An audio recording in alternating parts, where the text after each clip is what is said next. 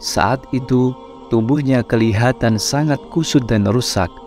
Lalu ia masuk dan duduk di dalam rumahku. Aku menyodorkan makanan di depannya. Tiba-tiba air mata perempuan cantik itu terus mengalir deras seraya berkata,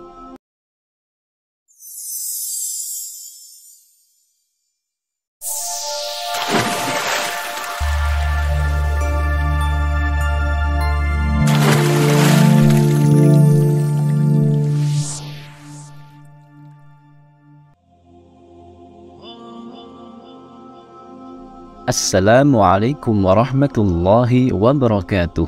Alhamdulillah, wassalatu wassalamu ala rasulillah. Sahabat Kalam Turas, ikhwani fillah yang dirahmati Allah, pada kesempatan kali ini kita akan membahas kisah seorang wali Allah perempuan. Perlu kita ketahui bahwasanya para wali Allah itu tidak dari golongan laki-laki saja. Ada beberapa wali Allah dari golongan perempuan, meskipun jumlahnya tidak sebanyak laki-laki. Namun, keberadaan wali perempuan menunjukkan kesetaraan perempuan dalam hal gender. Salah satu wali perempuan yang banyak kita mendengar kisahnya mungkin adalah Rabi'ah Al-Adawiyah. Dengan mahabbahnya, cintanya kepada Allah Subhanahu wa Ta'ala, dan karomah yang dianugerahkan kepadanya. Namun, kali ini kita tidak akan membahas kisah Rabi'ah Al-Adawiyah. Kita akan membahas wali perempuan yang memiliki karomah seperti Rabi'ah Al-Adawiyah. Kisah berikut ini bisa kita baca dalam kitab Uqudul Lujain karya Syekh Nawawi Al-Bantani. Diceritakan oleh sebagian ulama bahwa ada seorang laki-laki yang bekerja sebagai tukang pandai besi. Seorang pandai besi tersebut mempunyai keajaiban yang luar biasa. Kalau ia memegang besi di dalam bara api, tangannya tidak kepanasan, sekalipun saat mengambilnya menggunakan tangannya secara langsung.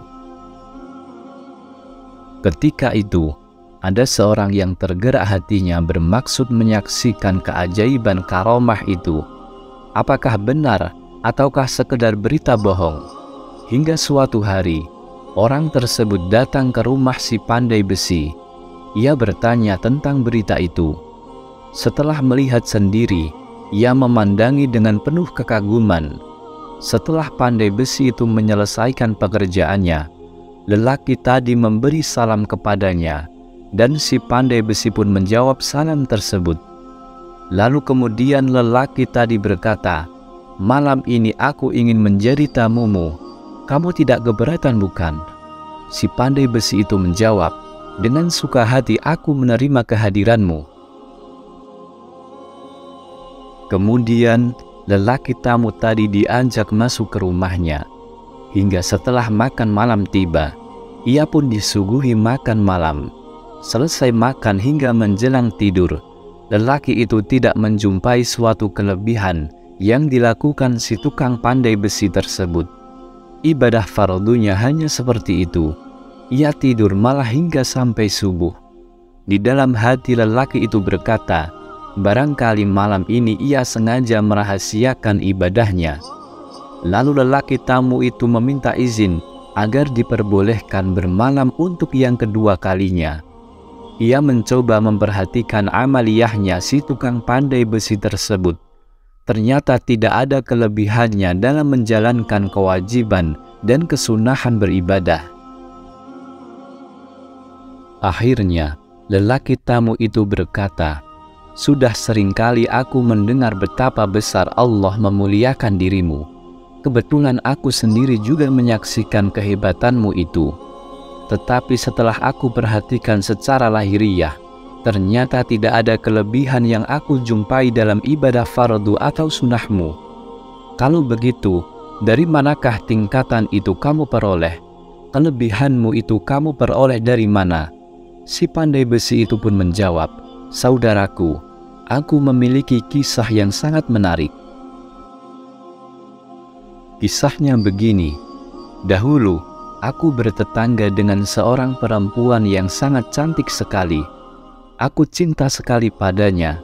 Setiap saat aku menggoda dan merayunya supaya mau memenuhi keinginanku. Namun sejauh itu aku tidak dapat menundukkan dirinya. Rupanya ia perempuan yang ahli wira'i, yaitu seorang yang mampu menjaga seluruh anggota tubuhnya dari hal-hal yang diharamkan. Dan dia adalah orang yang memagari dirinya dengan memelihara kehormatan diri. Bulan demi bulan terus bergulir hingga tibalah masa paceklik.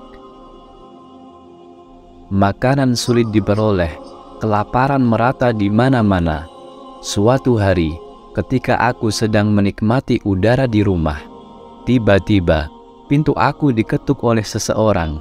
Kemudian aku keluar untuk melihat siapa yang datang. Ternyata perempuan cantik itu yang datang. Ia berdiri di depan pintu dan dia berkata, "Wahai saudaraku, aku sangat lapar. Apakah kamu dapat memberikan makanan padaku karena Allah?"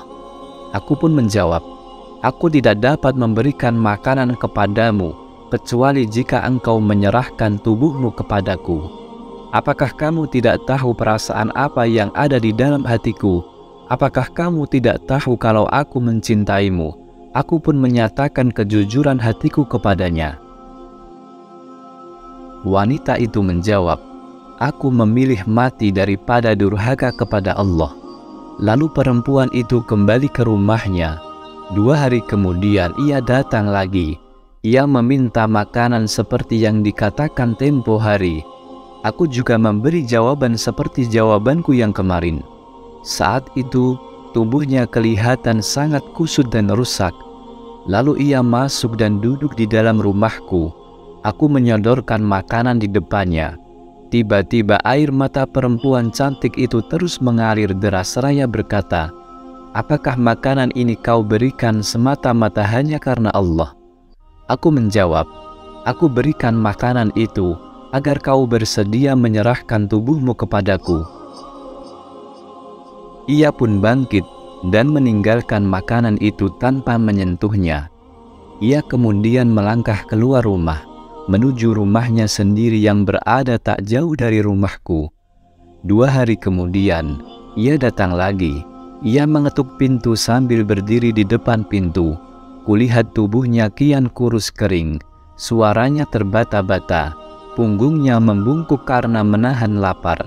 Ia berkata, "Aku telah merasa kesulitan untuk mencari makanan, dan aku tak sanggup lagi untuk berjalan jauh untuk mencari makanan, kecuali kepada Tuhan. Apakah Tuhan punya makanan yang bisa diberikan kepadaku ikhlas karena Allah?" "Ya, tentu ada, kalau kamu bersedia menyerahkan dirimu kepadaku."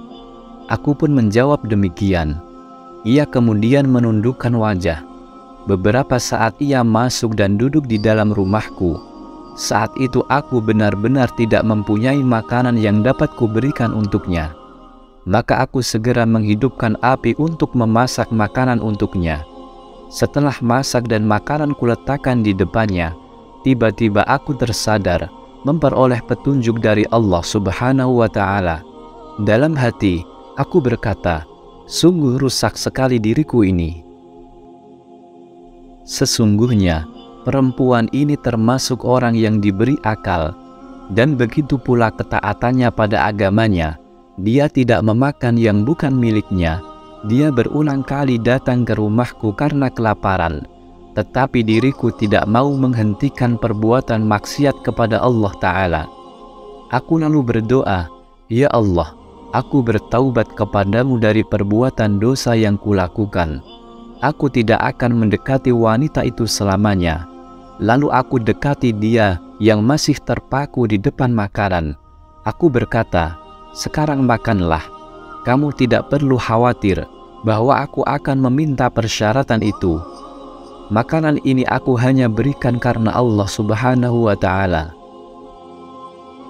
Begitu mendengar ucapanku itu, ia mengangkat wajahnya ke langit seraya berucap, "Wahai Allah, jika ucapanmu itu benar, hindarkanlah dirinya dari api di dunia dan api di akhirat."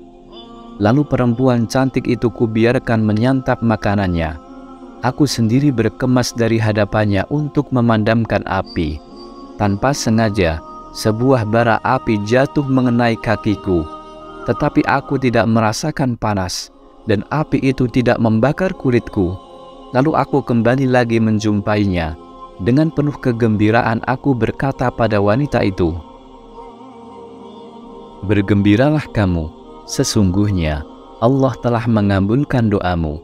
Wanita tersebut seketika itu langsung melempar suapan makanan dari tangannya, kemudian bersujud syukur kepada Allah dan berdoa, "Ya Allah, Engkau telah berkenan memperlihatkan kepadaku apa yang menjadi maksudku kepada lelaki itu.